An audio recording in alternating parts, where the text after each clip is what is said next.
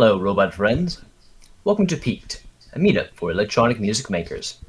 I'm your host, Human Cyborg Relations, Cory Luna, and on AV is Astromech Rich Hogben. We took June off and are back with some imaginative performances by Tim Thompson and redstripedown tonight. And our special guest presentation is Zwab Modular. A couple of announcements for upcoming and reoccurring events. Resident Frequencies is back in person, returns to Soundwave Studios August 1st at 2200 Wood Street, Oakland, California, with a great lineup coming out, I'm sure.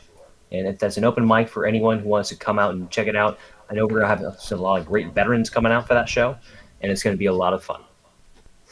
And anyone who wants to come out and be a new performer, you should go and check it out. It's always great. It's going to be a really interesting show coming back after over a year of just online performances. It's really great.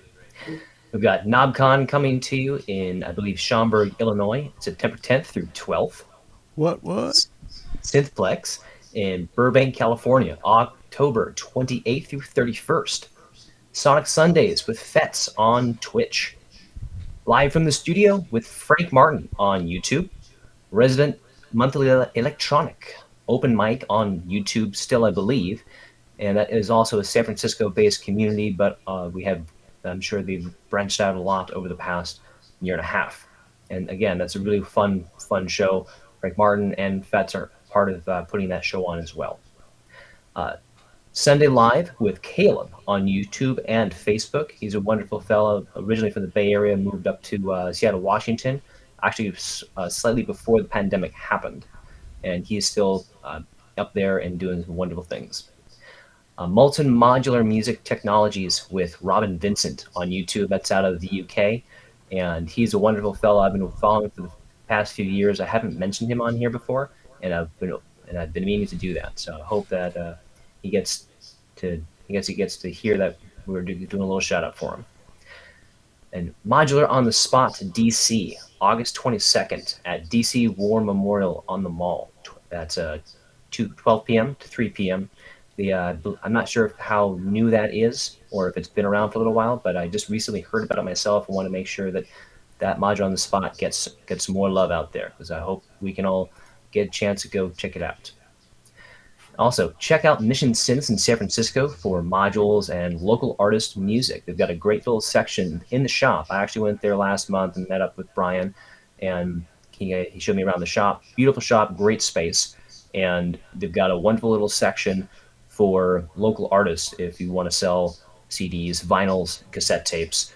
I personally put a CD and a cassette tape on consignment there. And there's a lot of other wonderful local artists, such as Frank Martin, who has his work there as well. And I want to say a special thanks to Gelatonin for making this month's promo video. I just got in contact with her thanks to Data Cult Audio. And she does a wonderful job for him every week. And I wanted to, I learned a few tips from her on doing some wonderful video work. And hopefully my expertise will improve over the next month or so. I also know that a veteran of Piqued from the Bay Area, Musical Fungus, he is now offering modular classes for Eurorack and Bukla, I believe, possibly a little bit beyond that as well. I know he's been playing around with some Surge lately, but if you want to learn more about modular, if you're new to it, go ahead and reach out to him at Musical Fungus on Instagram, and he's looking to book classes with anyone who is willing. All right, now with all the announcements out of the way, let's go over to Zwab Modular, and who is our special guest today, and hear about some modules. Please take it away, sir. All right. So Kevin here from Zwab Modular. And I'm here to talk about this blurry module over here. But first, Cory mentioned that I should do a little history of the company. And I'll try to do that quickly might be painful for people that actually want to hear synthesizers. So I guess we can start out with what the name means. So it's part of my mom's maiden name. I'm half Polish, and her last name is Zwabnitsky. And yeah, Zwab means manger or trough, like baby Jesus in the manger. So yeah, you could think of it as manger modular if you so choose, but you don't really have to try to pronounce it the Polish way. But it's up to you. Well, anyways, maybe something briefly about myself to put all of this synthesizer madness into context, which I guess has to do with some higher education. So in undergrad, I studied classical guitar and ethnomusicology, as well as drawing and painting. And I got BAs in both respective fields. And I guess fast forwarding, because trying to condense this later on, I decided to move back to Chicago to do my master's. And I came here to go to the School of the Art Institute of Chicago. And I got really into technology, music technology, art technology, and microcontrollers and creative coding, digital fabrication, DIY, hacking, all sorts of things like that. But it's mainly from studying with Nick Collins, where I got way into building synths. And maybe some people out there know his book, The Art of Hardware Hacking, which is a huge influence on a lot of people I know.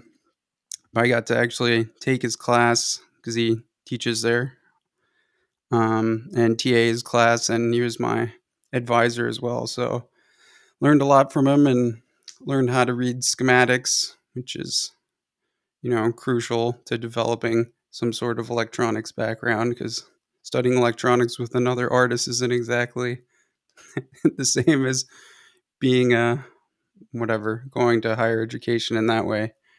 Anyways, I think, well, what else? I guess the company started in 2015 for anyone that really cares, but I guess it is important because, I don't know, I'm not some brand new company, let's say. So, enough of that. Let's talk about the VCF3DB. So, what that stands for is a voltage controlled fixed filter feedback distortion bank. And so I'm just looking back to check the messages saying that there's no warnings or anything, and then you guys could still hear me and hopefully see this blurry thing. Yeah. So maybe just a brief overview of what it is. I mentioned what the the top stands for, right? So should explain it a little bit, but it's blurry and a little bit crazy looking with the graphics, I'm sure. But basically, it's 6 voltage controlled fixed filters. And it's all analog, by the way, which is a crucial point that I failed to mention. So there's 7 VCAs in it, 6 filters, 8 different clipping switches. What else? There's 9 different outs, 3 different ins, and 2 different feedback self-oscillation paths. So anyone that knows my work is probably, if you didn't realize, it's this module, right? Because they all kind of fit together. So it's 16 HP, which is huge module for me because the biggest module I currently produce is 8 HP, which people probably know the unicursal. So maybe enough talking and more listening. So I'm just going to put a square wave into here because since it is a fixed filter bank, just better to put something into it that has more spectral content, although a standalone square wave doesn't really have that much, but just to hear it kind of. We'll move on to lots of other things soon, and I'm going to come out of the sum out, which is just a mix of all 6 filters. Maybe I should mention just real quick before we hear it, leaving everyone hanging, that the frequencies come from the Moog fixed filter bank 914, and this is kind of a reimagined version of that, not using inductors, as if anyone that knows the circuit. This is using active filters, and it's basically trying to emphasize more dissonant and ambiguous intervals.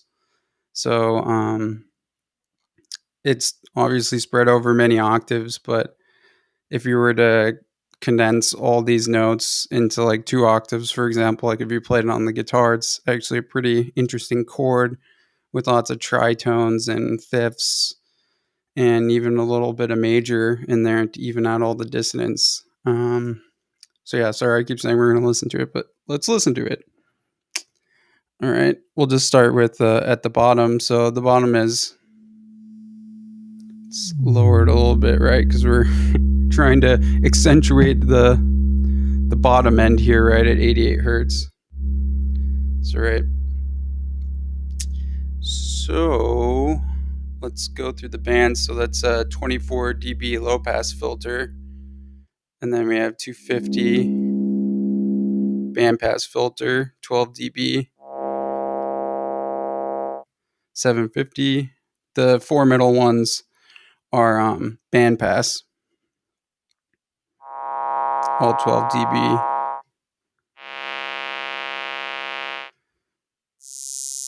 And then 7K on the top is a 24 dB high pass filter. So you might be saying to yourself, that sounds kind of cool. It's all right. Kind of just sounds like an equalizer. And yeah, it may or may not be so interesting to everyone, but it has many tricks up its sleeve. Maybe to start talking about the clipping, let's switch out the square wave and listen to something, because obviously clipping a square wave isn't going to give quite as much content as clipping something that's less squared to begin with. So what kind of sets this filter bank apart, not only that it's voltage controlled, although there's other ones out there obviously, is that there's lots of different clipping in many different parts of the circuit, and there's lots of different feedback and self-oscillation sort of areas. We'll get to those later, but let's just run through the clipped. So each filter has a mute. Each band has a mute and a clip. And you also get a CV in, an envelope follower out, and an out for each band. So let's turn on all these clipping switches. And this is with no gain on the input at all. No clipping on the input. This is only the filter with clipping at the VCA level. And let's bring it up a little bit to obviously accentuate the higher frequency content.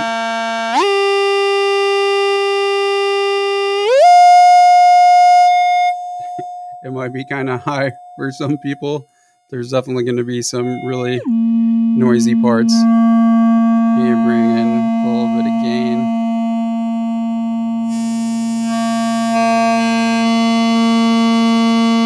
Yeah. So that's what makes it a little bit different. What else here? Get my notes real quick so I don't leave anything out. Now we could talk about the input clipping. So this is just the clean gain with no clipping on the input, and I turned off all the clipping switches at the top there. So let's do hard clipping.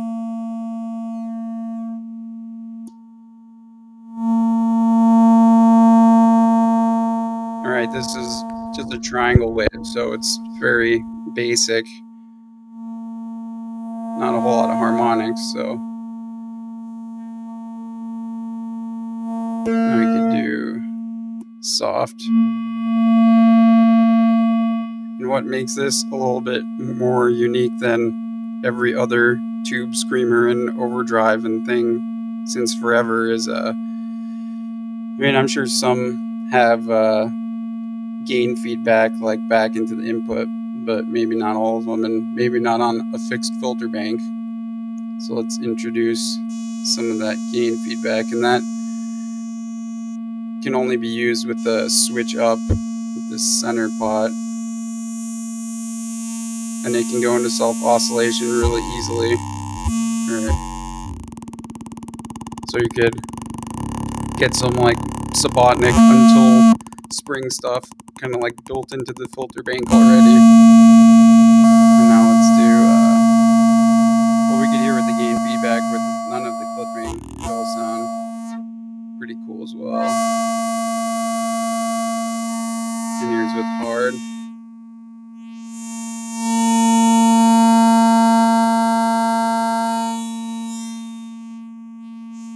And that's with no clipping at the individual filter banks, only clipping at the input. So, besides that, what also makes it distinctive is that this overall feedback section here, to the right of where I just was. So the feedback in is normal to the sum out. And there's a VCA here, so as we turn the feedback up,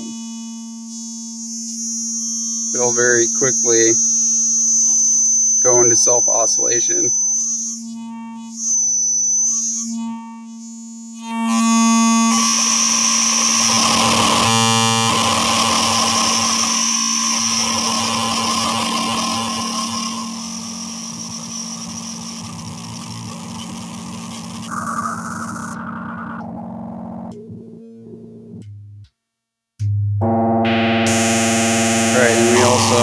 Which I failed to mention, is we have an odd out, right, which is the even bands.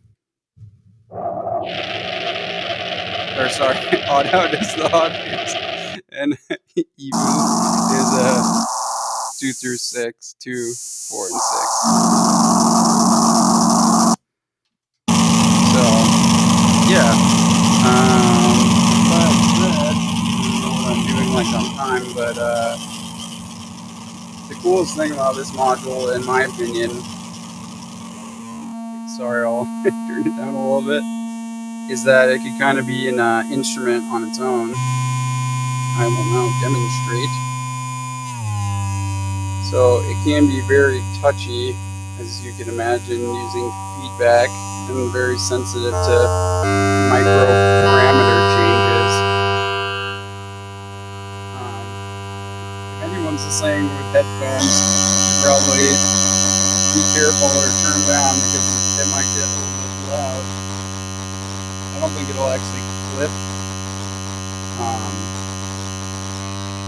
the input here, but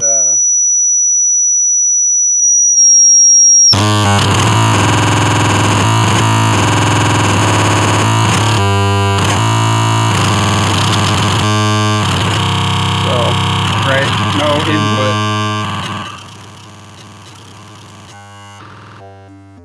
But what makes it interesting, another interesting point, is you could do, keep bringing up Subotnick, but he's kind of famous for doing his 296 spectral processing stuff. is to feedback the filter bank envelope followers back into itself. So let's turn it on a little bit.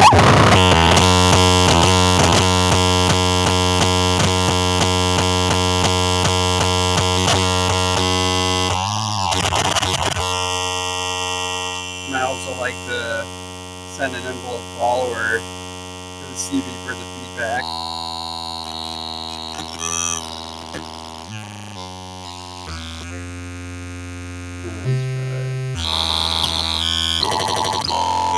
We can get some really crazy, pseudo-chaotic regions. Then I'm going to break the normalization with the sum out to the feedback.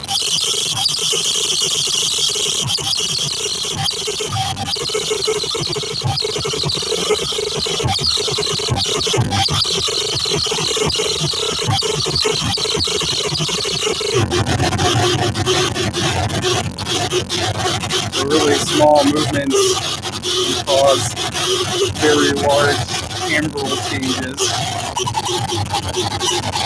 And also turning off the clip switches to give you different behavior.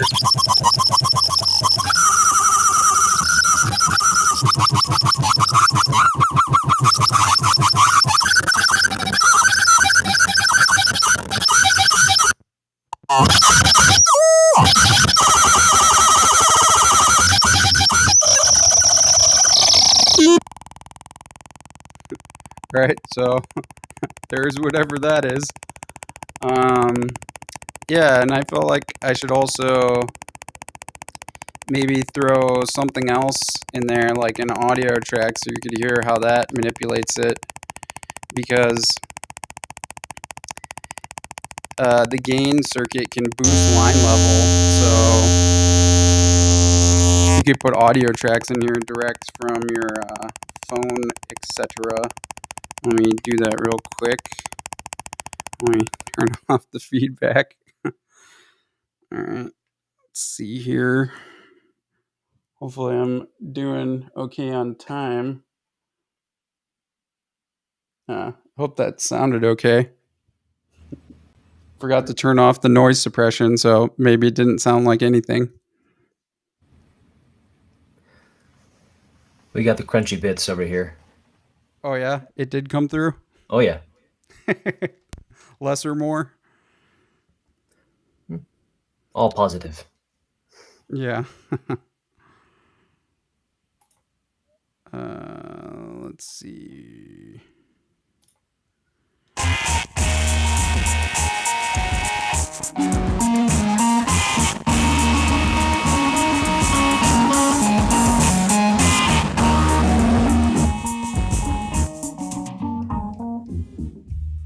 Wow.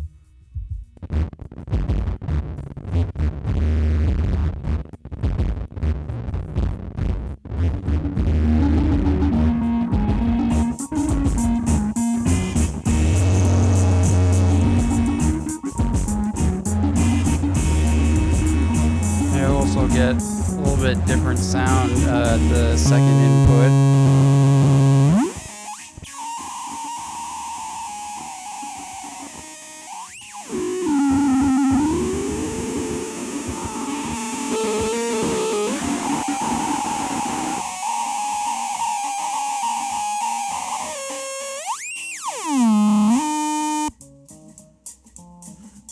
Right. So it's pretty flexible. I mean, the whole time I haven't even been really putting CV externally into it. Was just feeding it back, the envelope followers back into itself. So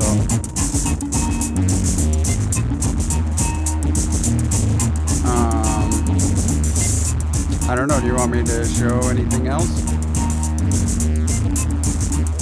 Well, Kevin, how do you feel about your presentation? I think we've seen quite a bit of what we can do with it.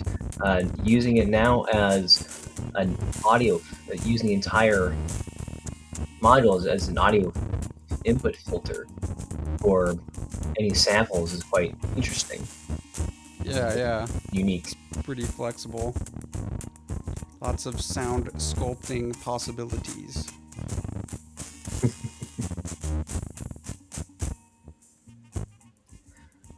But yeah, I mean, I could show more, but I don't know how we're doing on time. We should probably get into the performances. It's almost 30 minutes in. Sounds good. Well, Kevin, thank you so much for this presentation. I really appreciate you coming on. And please hang out and throughout the show. We'll have our group interview later on where you can ask questions and we can ask you some more questions about your module. Awesome. Thanks a lot for having me. Absolutely. Dude, sounds awesome. All right, everyone, please give Zwab Modular a warm applause, please. That was really fun. It's always cool to see new pieces coming out. That was really cool.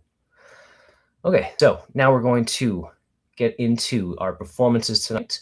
We're going to start off with Tim Thompson, then we'll go to redstripedown, and after their performances, which will be relatively back to back, we'll go into the second half of the show, which is an all Q&A session with both performers and our special guest. And of course, anyone on watching can please send us some questions about the performers, about Zwab Modular. We'll address any questions that you have during the Q&A session. So with that, let's go on over to our first performer tonight, Tim Thompson. And Rich, please plug us in.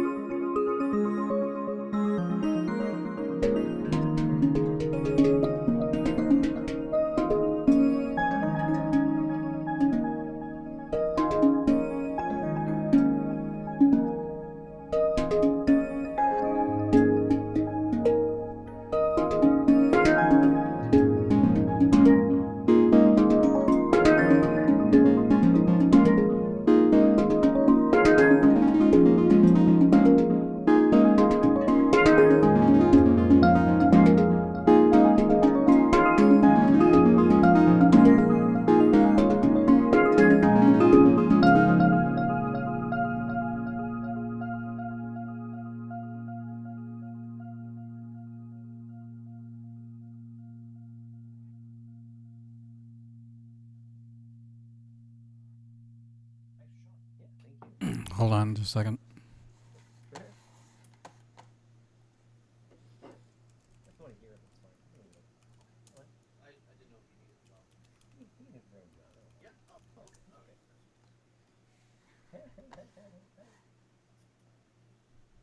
Good boy. Relax.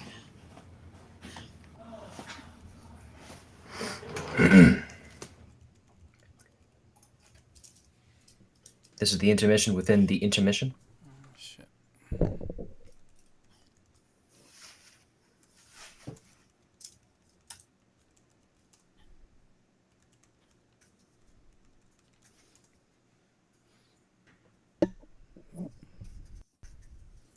I'm restarting it.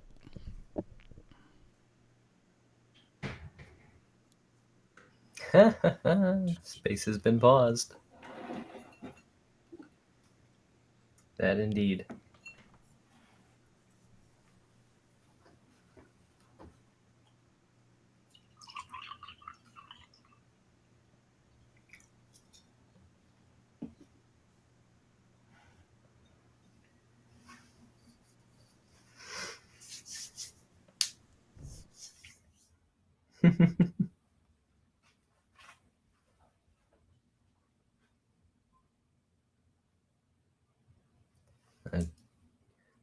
Tim, we are hearing no audio.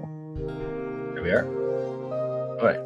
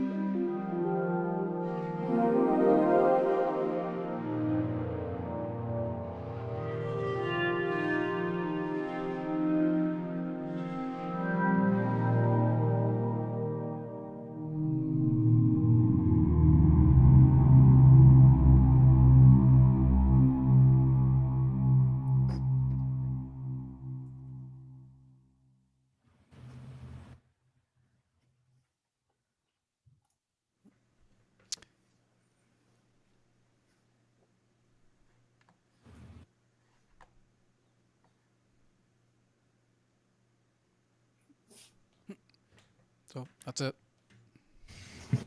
Thank you, Tim. That was really wonderful. Thank you, Tim. That was wonderful, sir. Sure. You're welcome. Very cool.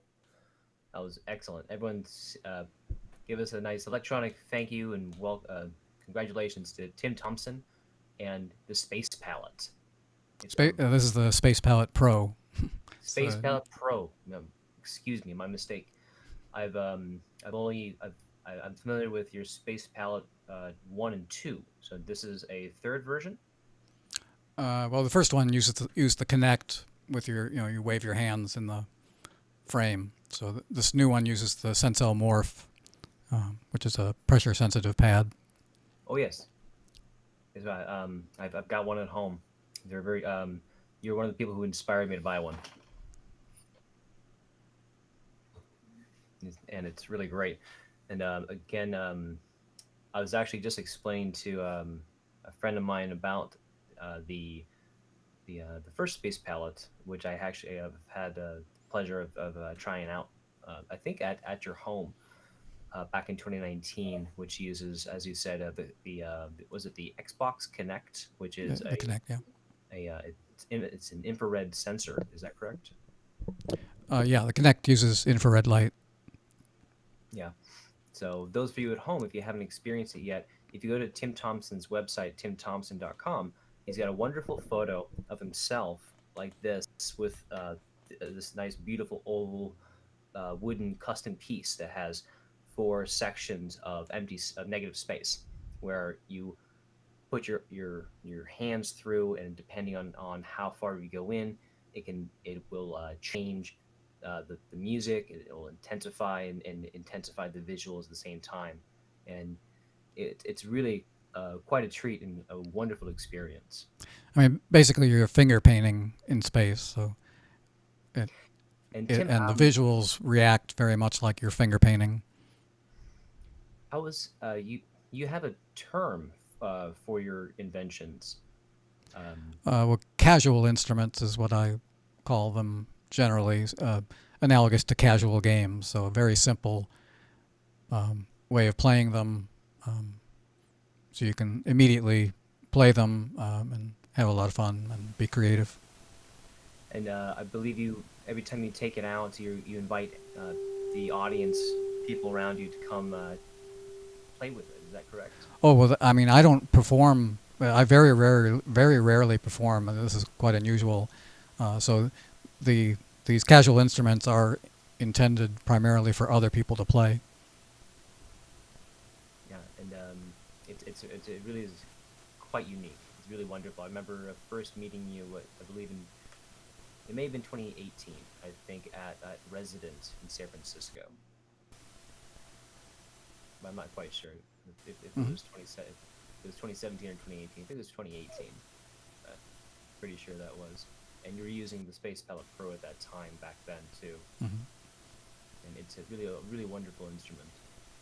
So we're gonna get a little deeper into questions about your performance tonight and your Space Palette Pro a little later in the show after we have Cory perform.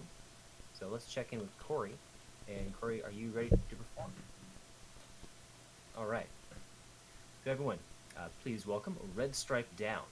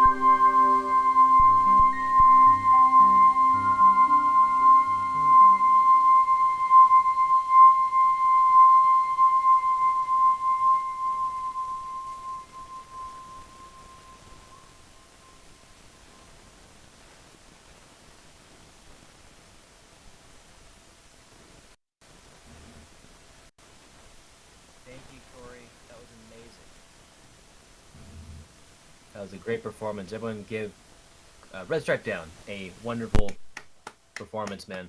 That was truly amazing.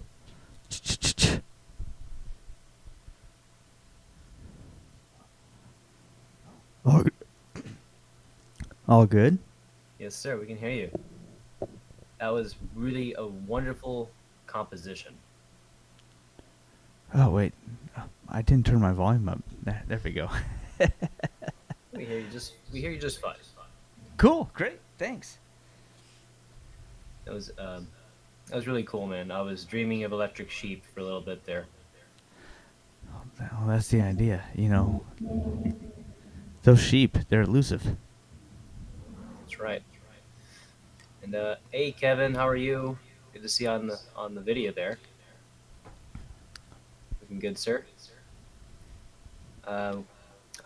Can't hear your mic though. Not yet. Oh, sorry, it was muted. Ah, here we go. Okay, excellent. And Tim, how you doing over there? Good. Excellent.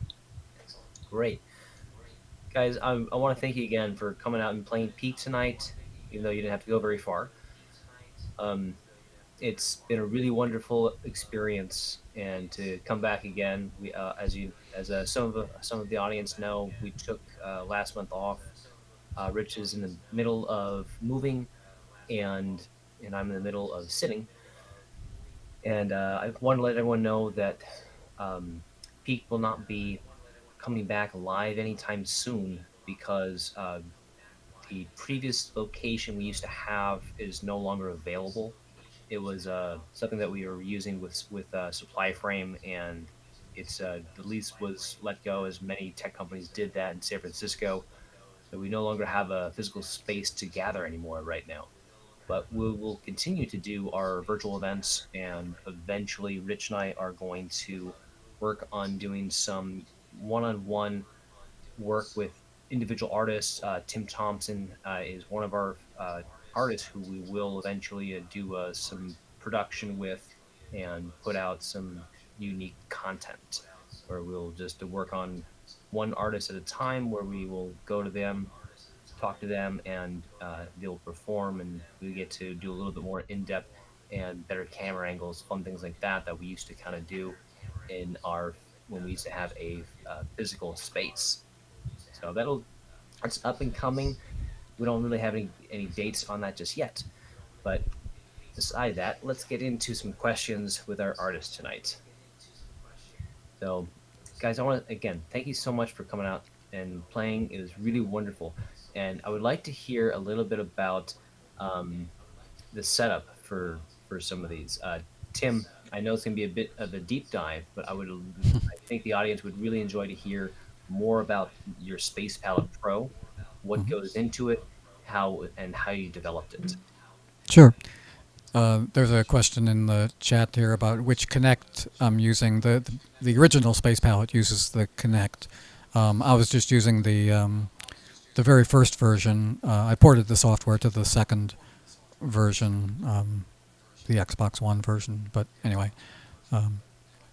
the Space Palette Pro uses the 4 of the Sensel Morph pads, which are amazing multi-touch pressure-sensitive devices, and they have a very nice API that you can get access to the raw pressure data. So I'm using those. Musically, the pads, each pad is like 2 octaves left to right. If you're up toward the top of the pad, you're playing 16th notes, in the middle 8th notes, and at the bottom quarter notes. And then graphically, you're finger painting, an X, Y, and the pressure controls the size of the graphics. And musically, the pressure controls, it's a MIDI modulation, so it depends on the patch. Usually it's vibrato or a filter. For the sounds, I'm using Omnisphere for almost all the sounds. The drums are usually battery. And so internally, there's one program that talks to the morphs, and it sends all of the three-dimensional cursor information for your fingers. It sends it via OSC over to a program written in Go, the Go programming language. And then from there, that program generates both MIDI going over to the soft synths, as well as OSC again to a free-frame plugin that's running inside Resolume. So Resolume is the host for the graphics. I wrote one free-frame plugin that accepts the three-dimensional cursor information that I'm sending. It does very basic graphics, and then it pipes it in Resolume through a chain of other free-frame plugins to get more interesting visual effects. But your fingers, everything you're seeing and hearing is directly coming from my fingers on the pads. And then there's a screen there with a GUI that I can control all the parameters in real time. Thank you, Tim. It's really you did you develop some of those coding languages for the space palette specifically? You're really low volume. My mistake. I was curious, Tim. Did you develop some of those coding languages for the space palette, bro? Coding languages? No, I mean I used to use KeyKit, which is a programming language I wrote back in the 80s and 90s, specifically for MIDI manipulation. But this latest stuff, I'm just doing Go programming for the engine that I've written, and this engine does looping as well. And then the GUI is written in Python, and then let's see what else is there. It's just the Go program and the Python. Thank you, Tim. Nice. Very good. We've got a great question now from. Yes. But before I forget, I'm open sourcing basically the plans for the Space Palette Pro. So if anybody's interested in building one of these, you can get in touch with me at me@timthompson.com. So all the plans for the cabinet and the holder for the morphs and all the software I've written, so it'll all be open source. Thank you, Tim. That's very exciting. I remember that was one of the questions I had for you a couple years ago, and I'm really excited to hear that. Thank you. And now we've got a question for Kevin from HR Terror. Wants to know Alrighty. about your module. What's the price and release date? For built module, I assume. How about both? Well, also for built, it's going to be $400, and for a kit, $270, and PCB panel, $100. And it should actually be out next week, hopefully.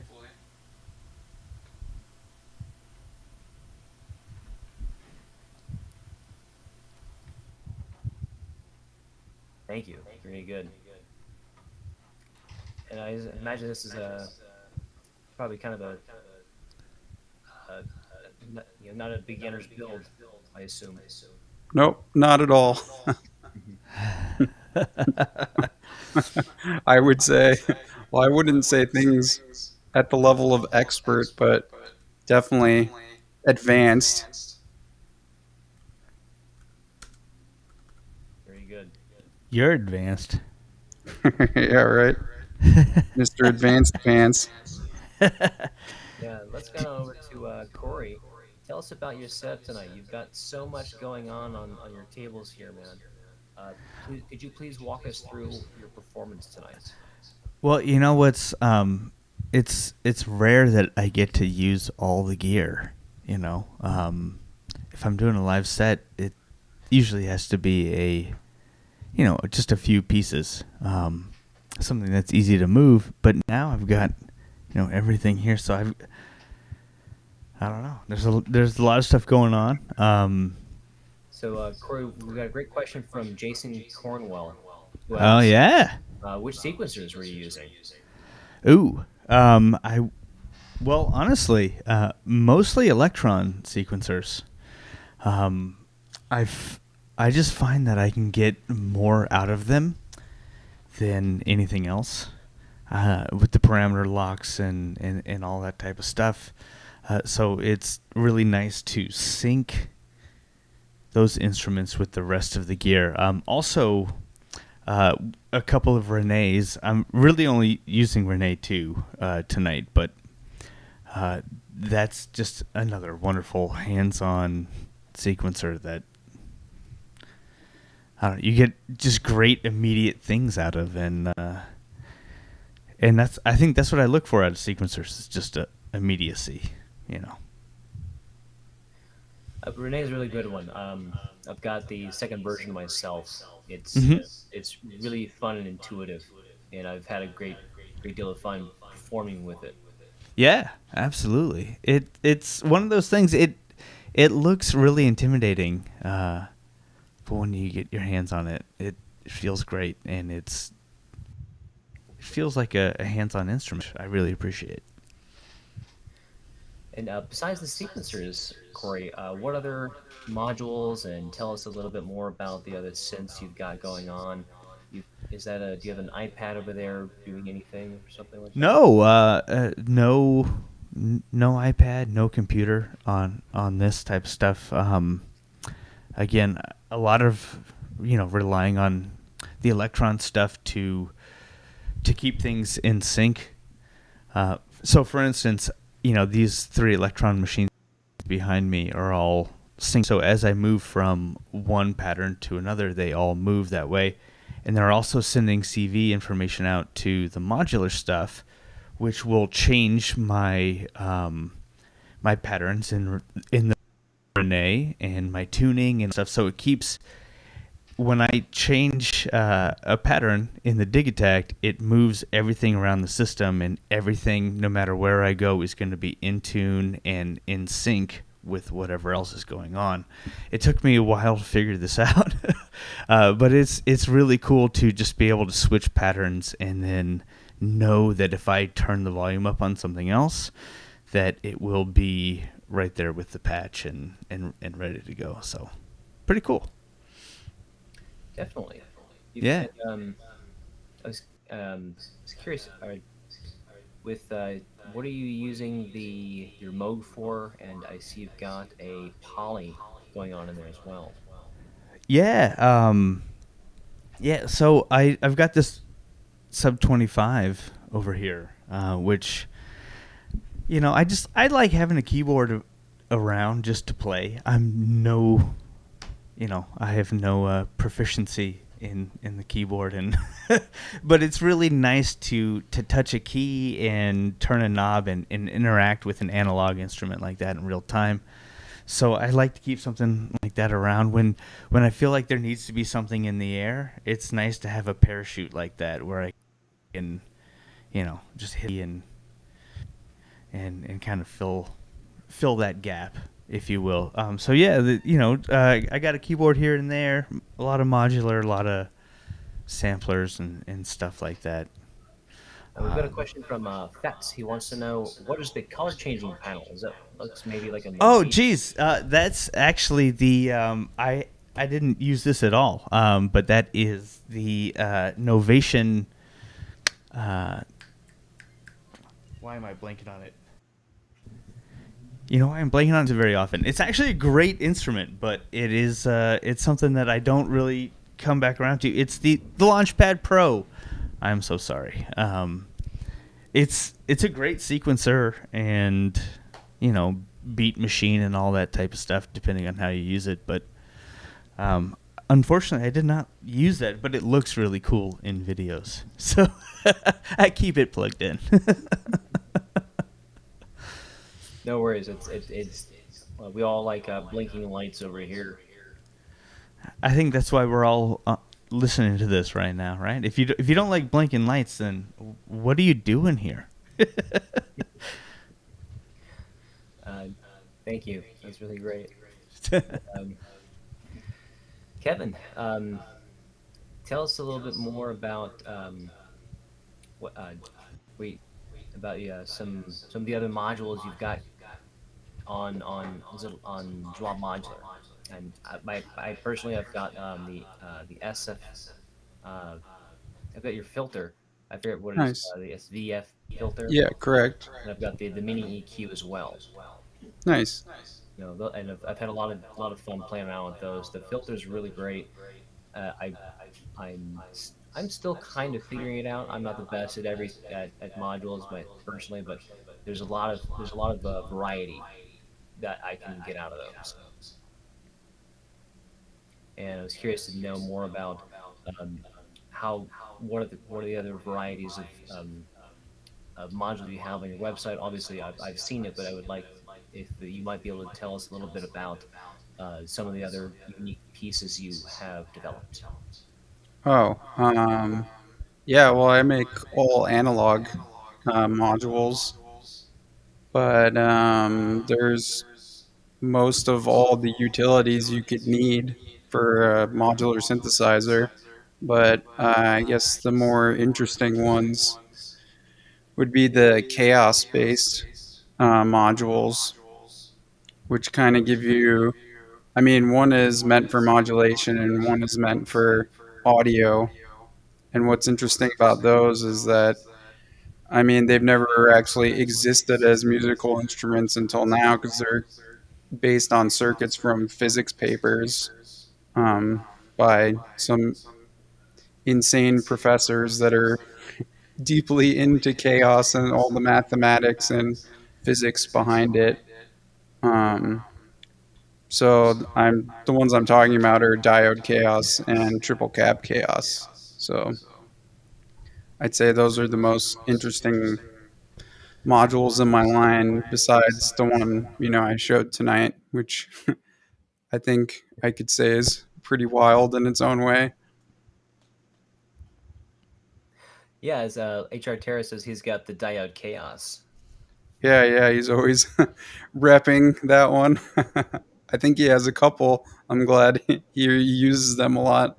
It's one of my favorite modules too, because I mean, it's kind of what the best way to describe it is kind of between random and like a normal LFO.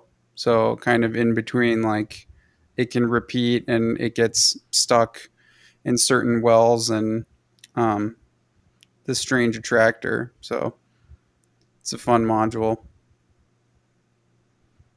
Cool. All right, we've got a great question from Interfreak. This is a question for everybody here. He'd like to know what was your first synthesizer instrument? Let's go with Tim.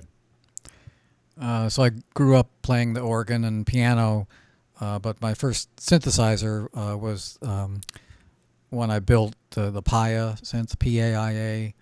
They made synthesizer kits, and it was the only thing I could afford back then. This was in the mid '70s. So that was my first synth. And Cory, what was your first synthesizer? Jesus. Regrettably, or maybe not so. A microKORG was my first, the first synth that I bought, and I think that I expected more out of it, than I don't know. But yeah, microKORG. There we go. And Kevin, what was your first synthesizer? I actually never owned like a polysynth or keyboard synth. I started out building my own modules, like Eurorack modules, basically. But I mean, I think some of the first ones that I actually bought was maybe a Snazzy Effects Chaos module and maybe like an analog systems like LFO or something. This was a while ago in like 2014 or no, 2012 or something like that. I don't know. Wow, that's pretty neat. I personally, about, geez, it's now 2021. So 21 years ago, I bought my first synthesizer, and that was a Korg Triton workstation, and I spent way too much on it. I didn't know what I was getting into at the time. It was just something that I was playing in metal bands, and I wanted to get away from that. So I went into that.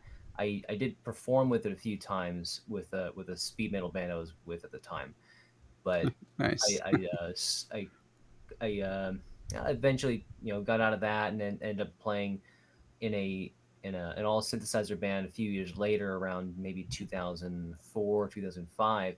And at that time I wasn't using the Korg Triton. I ended up going in and I bought a an SH-101, a used one, of course, gray model. And from there also ended up getting into the Korg MS-2000 Model B, which has the mic input on the front panel instead of the back panel, which is Mm.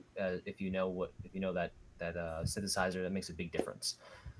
And from there, and I think around the same time, I also bought my first drum machine, which was the TR-606, and I still have that today. And actually, I still have all of those. I haven't sold any of those big synthesizers. Kept all of those. You can see in the background, that's up there. You can see the SH-101, and below it is the MS-2000. I've got a few things still set up over here. Always a fun toys to play with around here. Excellent question. Wonderful. Thank you so much about that. Now, uh, a little off topic, Kevin. I really enjoy seeing you these. You've got some. Sorry, I'm blanking right now. They're not umbrellas. My mistake. They are. Looks like you got some soft boxes behind you. Yeah. Just lighting. I don't know if it actually helped. Maybe like slightly with the blurry webcam. Cool. No, it's always good to do some good lighting over here. And Tim, I was curious about your setup tonight. You've got a great setup there. I'm not sure how you're putting it all together, where you've got yourself in the screen and then you've got the rest of it filled in with visuals tonight. Could you tell Mm. us how you are able to construct that? Sure. It's I'm using OBS, which is an amazing Mm. Swiss Army knife for video things. So, and I've got a green screen, so one camera pointed at the space palette, and then uh, all the space palette output is being grabbed. How is it being grabbed? I guess it's just a screen grab within OBS, and then OBS serves up a virtual camera, so that then gets fed into the Restream software. Oh, that makes perfect sense. Yeah, OBS is just amazing. It's pretty cool. It's a heavy program, but it does a lot. Absolutely. Can I mention one thing? Of course. That I actually met Tim. He probably doesn't remember me because it was kind of fleetingly at the Guthman musical instrument Oh. construction competition thing in Atlanta, but this was like around 2012, I think. Mm-hmm. Right. But yeah, I built an instrument from that or for that. But yeah, I got to see the space palette. I would assume the original one or around then. Mm-hmm. Yeah. Yeah, it was really cool. Yeah, that was Yeah, real just early. random that we so happened to be here once again. Mm-hmm. We've actually, and it looks like Gelatonin has actually played it as well. A wonderful video artist. She contributed to the video that we posted earlier today.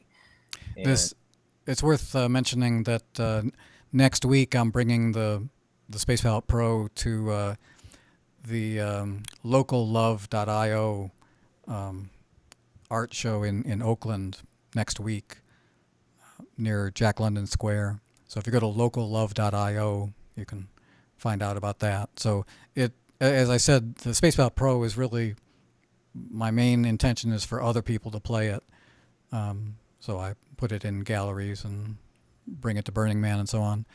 So it'll be there all next week, and people can play it whenever they're there. Tim, I'm always impressed that you bring the space palette out to Burning Man. It seems like quite a feat. to bring it out there? You use a bunch of car batteries. Oh well, I my last 5 years or so, I've been to Burning Man. I've camped with Illumination Village. So it's a village of a couple hundred people, and so they rent a big generator. So they have 24-hour power. Wow. Like a diesel generator. Right. So that I've had installations out in the middle of the playa. One time I had a generator out there, which gave me all sorts of problems. In 2009, I had the Monolith 2.0, which was probably one of the more interesting ones I've done out there, and that one was battery powered. So I tend not to be bothered too much by dust. Dust really isn't a problem unless it gets wet. Heat is the biggest issue out there, especially if you're running projectors. Yeah. Well, that's very good to know. Thank you, Tim. I'm glad to hear that the dust is not really an issue, because I'm always concerned about dust, but that's just me. And it looks like Inner Freak has also said he got to meet you, Tim, at VidCon 2019. Yeah, that was a nice event. Now, I've For heard, the apocalypse. I've had not had the chance to make it out there. I knew about it at the time, but I just couldn't make the trip. But there were a few people from San Francisco that I knew, and also out in the Bay Area, of Tim, of course, who made it out there too. I believe, I think, what was it? Mark Lesnar came out there, and probably Dirty Bill as well went out there. Oh, Dirty Bill. And I'm pretty sure Ed, He's a good guy. the guy who set up VidCon, I think, has moved away from Phoenix, so I'm not sure what's going to happen in the future there. Oh, okay. Hopefully hopefully it continues and I get a chance to make it out there. I do owe a visit to Data Cult Audio, who's out there. And if anyone who is not listening to Data Cult Audio, please check him out. He's got a great podcast out there. Updates it every week. It's been going on for 4 years now. He's been Really doing it for a wonderful long stuff. time. It's always featuring unique artists that you have heard of, you haven't heard of. A lot of great stuff out there. He's a sweetheart. Oh yeah, he's like a big brother to me. Yeah. Yeah, we just we first got to meet actually at Synthplex back in 2019 in what was that, March, and we just hit it off. It was just just back and forth talking about music, having a great time, having a laugh. Really wonderful, just a wonderful human being to talk to. And I was curious. I know that Cory, you've got a little bit of music out on Bandcamp, and Kevin, you as well. You've got you have a vinyl out, I believe. And I was curious if we could go talk a little bit about that. So, Oh, sure. yeah, Kevin, tell us a little bit about putting out your album. I don't know if it's your first one or not. First vinyl, yeah. And tell us a little bit when you release it. What was the production like for you, and what other releases have you done? Well, anyone that's released vinyl probably knows how big of a pain in the ass it is. I mean, I'm sure it was.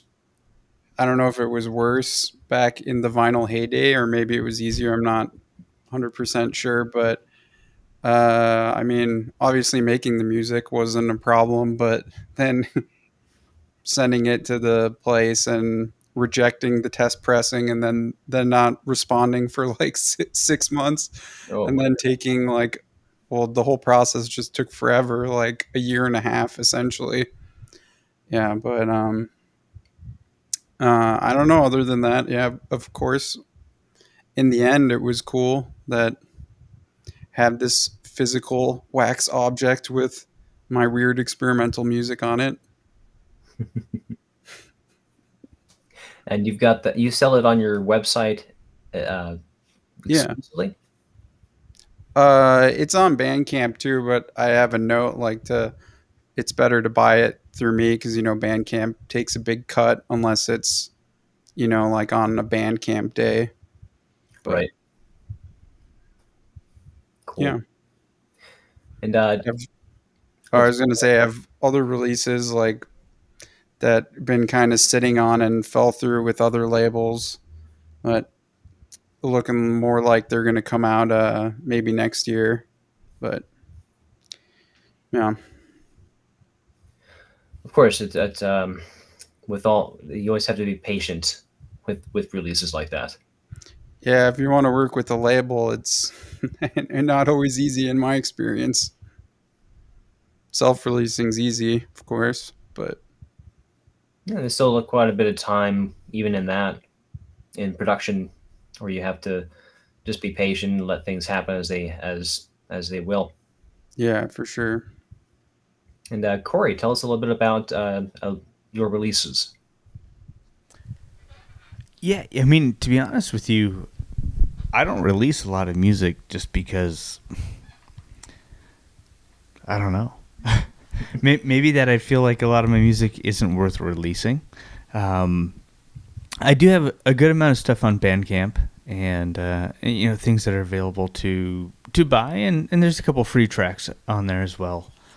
I'm trying to be better about releasing more music, but it's kind of funny, the nature of these instruments is to kind of unplug and start over and just kind of be in the moment with it. And I get to a lot of fun places and a lot of fun patches and grooves that I really enjoy, but I don't necessarily feel like they're worthy of recording and releasing. And maybe they are, maybe they're not. It's trying to be better about that, but it's I've got some music up there. Honestly, most of the music that I create is for other contracts and things, so working a lot musically, but I'm not necessarily able to sound myself. I'm working under contract for other people, so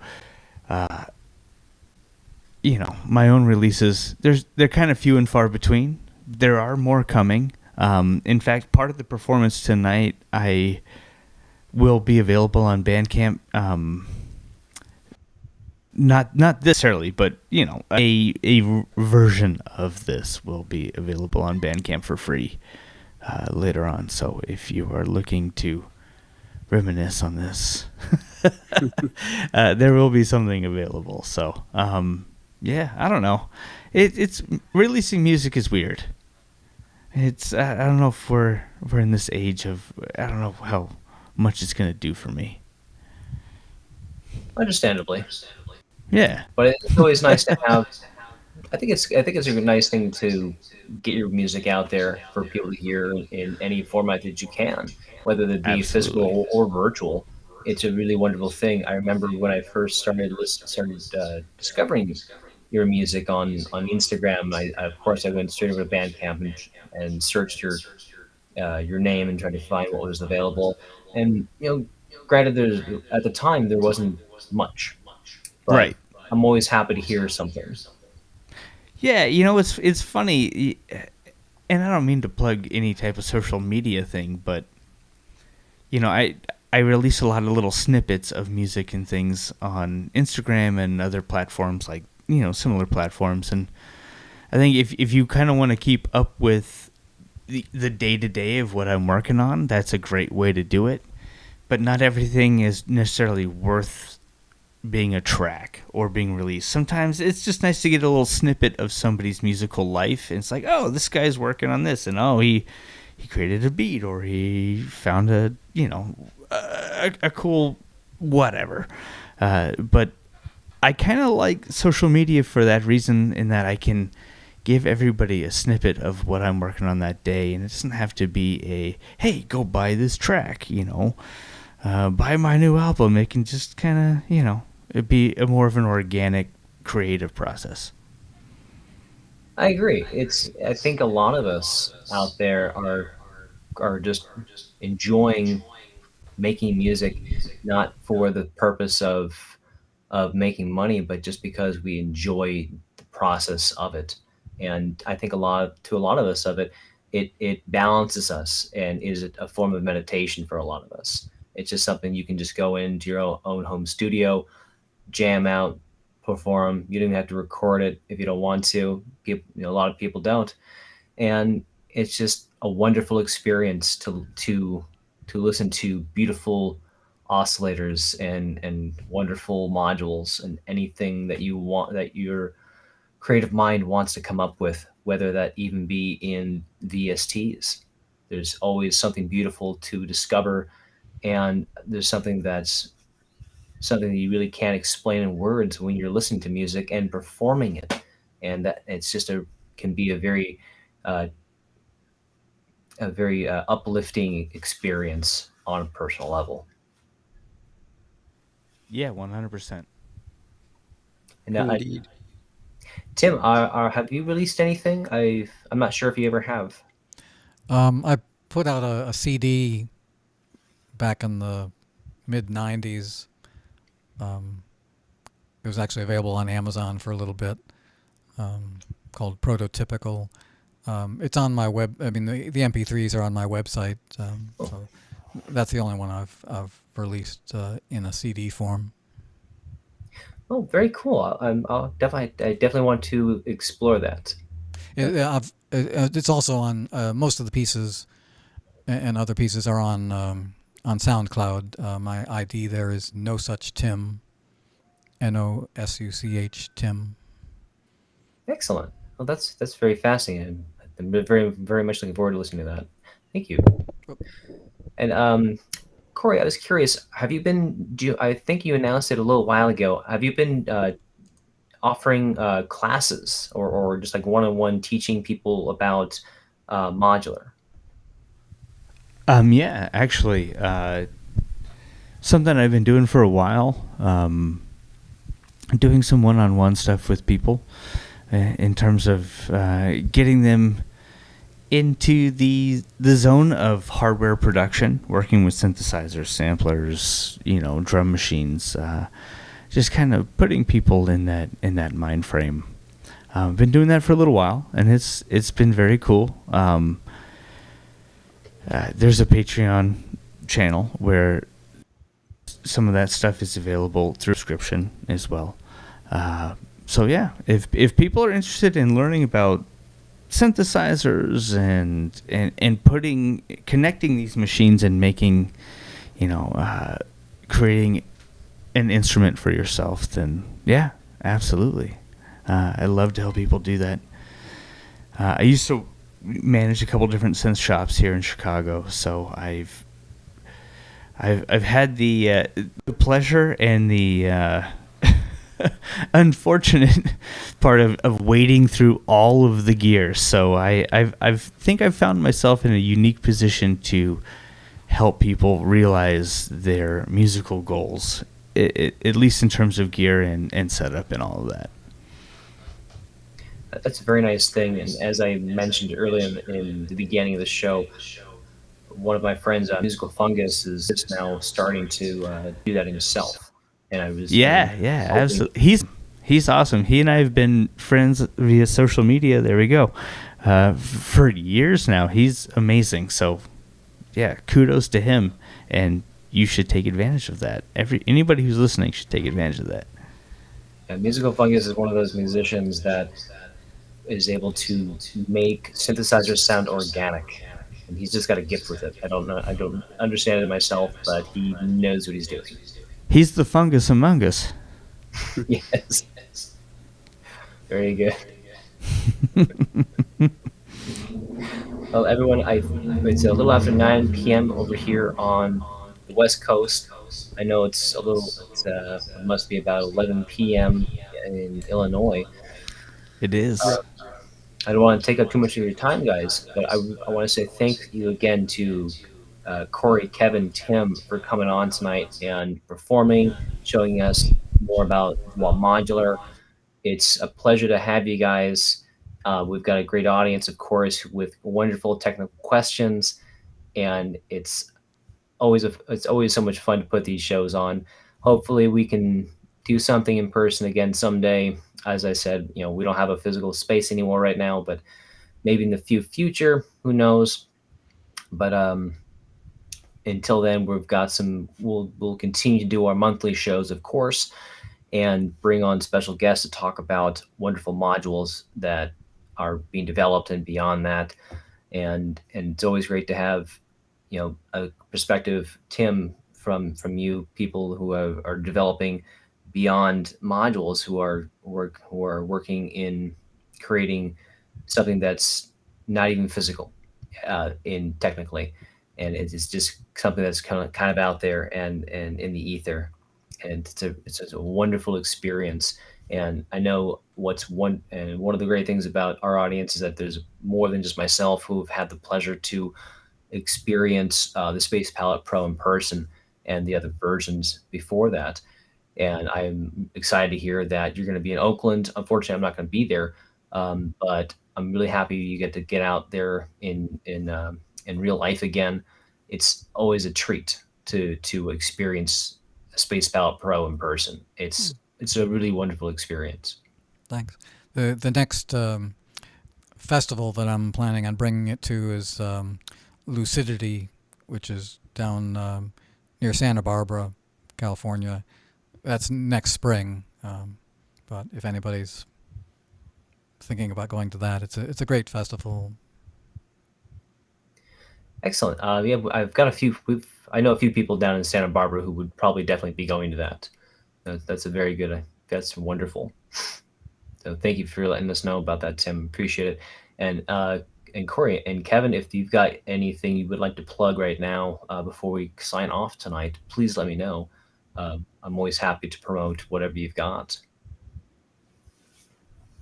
No, not necessarily, besides what I just showed. I mean, I'll be at KnobCon this year and be doing a DIY workshop, so that's something, I guess. That's excellent. Slob on my knobcon, like corn on the knobcon. Oh yeah, rhinoceros. I don't know, Kevin. I don't know. I will be at KnobCon as well. I'll be hanging out with the Elektron guys. So if you're around there, and also I've got some cool videos coming out for Reverb.com on behalf of Elektron, doing some cool new videos with the model samples and cycles. So. Oh wow! Yeah, that'll be cool. That'll be fun. I'm so excited about that. I was just watching some of the videos about Elektron's model sample like a week or two ago, because I was thinking about buying one. I'm not sure. They're really cool machines. I mean, despite having the other stuff, and I don't. I mean, people may think I'm a little biased here, but this is honest, just truth. Like, I really enjoy them. They are super fun and immediate. And if you want to make beats for less than $300, that's the fucking way to go. I gotta tell you, it's awesome. They're fun. Thank you, man. That's really great to hear. Bathroom beats. Sure.